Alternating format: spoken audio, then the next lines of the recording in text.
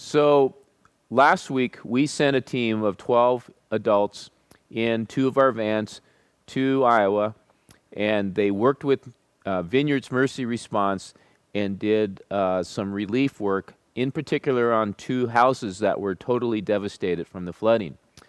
And so I asked three of our staff that went with the team to share with you some of the highlights from their trip. And I asked them to focus on, tell me one God story that really impacted you that would be good for our church to hear at large. So I'm going to ask Rick Kenagy to share with us first his story of something that occurred there that he saw God moving in a huge way in his life and in the lives of those there. So Rick, why don't you start? One of the first jobs we went to was in a little town called Palo. The whole town consists of 500 homes, and out of those 500 homes, 430 were underwater. On Wednesday, we got a job that we were supposed to split into two crews, and we decided to leave the women with this single lady who she was in her 50s. She had lost her home to a flood just 4 years earlier. She'd worked all cleaning up most of what she had to do, but she had this crawl space that needed cleaned out. And the job the description of the job when we started was you're going to pull some insulation out of her rafters, and all they need is just a few people to haul that stuff to the road. So we decided to leave the ladies there, that they could handle that, and Wayne and I went to another job to power wash a basement. When we went to drop off the ladies, it wasn't pulling insulation out of a rafter, it was pulling insulation out from underneath floor joists in a 4-foot crawl space. Everything toxic, everything mud, sewer, nasty, okay? I started playing dad.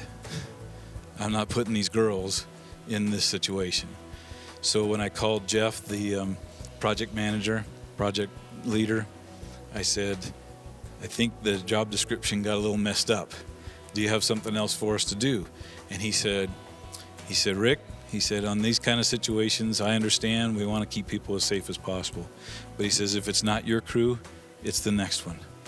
And that was just this middle part of God showing me that he's going to get it done.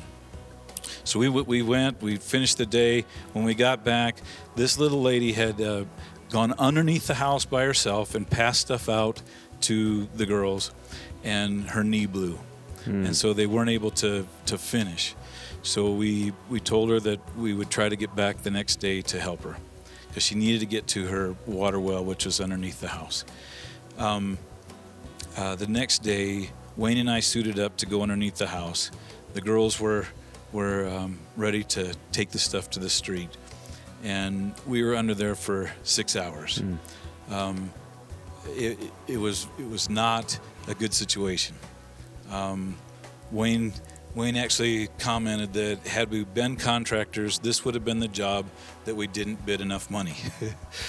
And yet we both looked at each other and said, I don't even care. I don't care about the money. We're doing this. We've got energy. We've got peace and grace, and the whole thing about it. If it was a job, it would have been miserable. But when we got done, it was finished, and I saw wiry little girls become huge, strength-filled women. And they accomplished some things that shouldn't have happened. Wow. But what sticks with me most was the third day that we were there, and by this time I'm 62, so I'm getting a little grumpy by the third day, probably grumpier than I was the first day anyway. But we're outside, and we'd been there probably 2 hours, and the house that we were working on was a house that had nothing done to it at all. So when we walked in the front door, there was all the furniture, the magazines, the pictures, the TVs, the stereo, everything there. And the father had left Courtney, the 15-year-old daughter, there to go through and kind of see if there was anything that was salvageable. And the feeling for her was so tremendous that she was trying to make decisions for a family as to what to keep and what not to keep, and if there was anything that was really could be kept. And through this, you could see that the hurt that she was going through, and we could just pray for her that things would get better. And Leah took her by the hand through the day, and by the end of the day, she was walking very proudly with the Lord, I think. At the beginning of the day, she did start off pretty rough, and it was after 3 days, I had really hit my cracking point and had called my mom and had my emotional breakdown and was hiding in a porta potty and wanted to leave. And really somebody said, I think you're going to find out why you're supposed to be here today. We just don't know what it was. And so after kind of regrouping, I went back in and started talking to this girl who had been really hard the whole day. And it went from, when we first got there, the house was filled with everything, and you can't see hope. When the house is still filled with all their medicines and their furniture and everything that is just covered with water and mold, there isn't hope. But once that gets down and you're down to the shell of the house and you can start busting out walls, you can almost see when the hope's going to start again. And so that's what she and I did. We started ripping out walls and just had therapy time together. And we, at the end, ended up getting to drive her home, and she started talking to me about her friends and her school and started teaching me really funny language, and she was just a great girl. And yesterday was her birthday, and so I called her and said, "Hey, happy birthday," and she couldn't believe that I remembered her. And so we talked for a long time yesterday, and then last night she gave me another call just to chit-chat. There wasn't anything. So if that was the one connection that really needed to be made for me and for her, then it was worth it. And just being able to be with everybody.